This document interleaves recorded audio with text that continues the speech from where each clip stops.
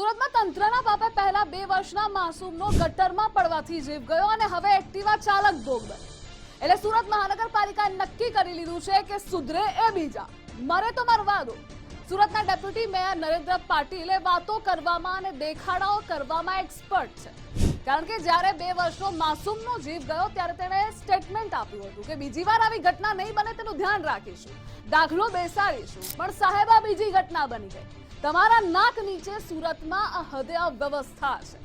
પીપલોદ વિસ્તારમાં ખુલ્લી ગટરમાં એક્ટિવા ચાલક પડ્યો, ન કોઈ બેરિકેટિંગ, ન કોઈ ચેતવણીનું બોર્ડ. એટલે સુરત મહાનગરપાલિકાના આળસુ અધિકારીઓ છે માટે એ કામ નહીં જ કરે, કારણ કે એમનું કામ એસી ઓફિસમાં બેસવાનું અને રિબીનો કટ કરવાનું છે. મોટી ગટરો આમ જ ખુલ્લી હશે, તમે પડો તો જવાબદારી તમારી. આ લોકો હાથ ઊંચા કરી દેશે.